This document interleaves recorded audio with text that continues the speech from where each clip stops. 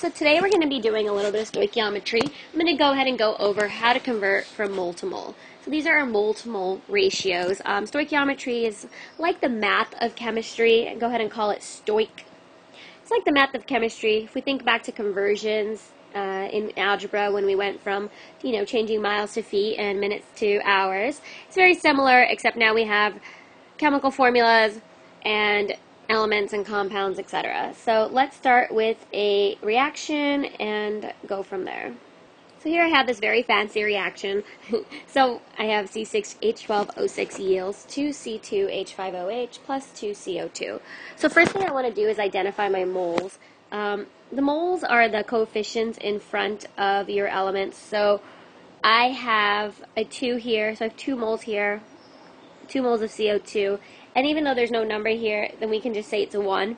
And remember, before starting stoichiometry, your equation must be balanced. I cannot stress how important that is. You are going to get the wrong answer if your equation or formula is not balanced. So this is luckily already balanced, but just, make sure that your equation is balanced. So we're going to start with a nice problem here. Alright, so our question, how many moles of CO2 are produced when 0.4 moles of C6H12O6 reacts in this fashion? So we have some extraneous words. I like to call these extraneous words. I don't feel like they're needed. They just kind of sometimes tend to confuse people.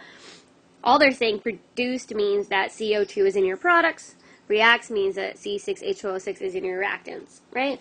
So let's start, let's just cross those out and look at our givens. So our given here is 0.4 moles. So we know we have that much. And what we want to find is moles of CO2. So we have X there, and this is our given. So we're going to learn 2 methods. The first method is called the cross method. So here we're going to write in our given in this box right here. Our given is 0.4 moles C6H12O6. Mind my writing. So something to remember, whatever units are in this box have to be in this box. Okay? So if you have moles of C6H12O6 up there, you have to have moles of C6H12O6 down here. And where do we get that? Now this is where we're going to go ahead and look at our reaction. So I see I have 1 mole of C6H12O6 in my reaction, and we want to end up with moles of CO2. Okay, so this is going to be moles of CO2, and in my reaction I have 2 moles of CO2, and that's all it is. So now all we have to do is multiply across and divide by the bottom, and the bottom's 1, so it's really going to be 0.4 times 2 divided by 1, which is just 0.8 moles of CO2. We end in this unit because what happens is when we put this here and this here, they end up canceling out, which is fantastic because that's what we want.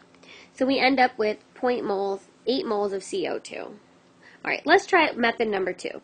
So for method number 2, we already know we have our X here, and this is our given. We're going to do it like a proportion. So if you remember proportions from algebra, you're going to put your given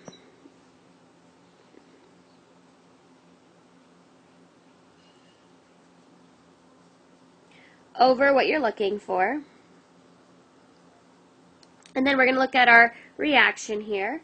And we have 1 mole. So I chose C6H12O6 to go here because they have to be across from each other. They either have to be across from each other or, yeah, so we're going to do it like this way. And so since CO2 is here, CO2 will also be here. And in our reaction we have 2 CO2. And we just cross multiply. 1x equals 0.4 times 2, so x is equal to 0.8, and since our units of our x is moles of CO2, we're going to end up with mole CO2. That's an 8, if anybody was wondering. Alright, let's try one more problem. Alright, so now we have a new reaction here, and I'm just going to cross this out. Okay, so we're going to go ahead and do our first step and identify our moles by circling our coefficients, underlining. So we have 3 moles here, 2, we have a 1, an 8, and we have a 1. I didn't need to erase that 1 after all, right? And it won't write. Okay, there it is.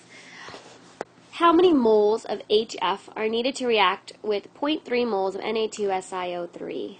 Alright, so I'm pretty sure this I here is supposed to be a small I. That was probably just a typo on the worksheet that I have, so let's not worry too much about it, but it's supposed to be a little I, okay? So, how many moles? So our given, 0.3 moles of Na2SiO3, and we're trying to find moles of HF. So I'm going to do that really harsh thing where I'm just like, oh, I only need those two, so I don't really need to even look at this guy. Great. Alright, so I'm going to use our first method as our cross box. Start with our given. We have 0.3 moles of Na2SiO3. I don't even know what I was writing there. Okay. And remember, whatever is here goes down here. So I'm going to write mole Na2SiO3. And if we look at our reaction, we have 1 mole of Na2SiO3. So we want to end up with moles of HF, so I'm going to go ahead and put that up here. When we look at our reaction, we have 8 moles of that. And all we do is we do 0.3 times 8 divided by 1, which is 2.4 moles of HF. Because our moles of Na2SO3 cancel out. See? Not too bad. Let's try the proportion method. So with our proportion method, I'm just going to go back through and do that. So this is our X, and that's our given. So we're going to start with our given. We have 0.3 moles Na2SiO3 over X moles HF is equal to, ooh, I'm not going to fit too much. Look at our reaction, 1 mole Na dot dot dot, you get the point, over 8 moles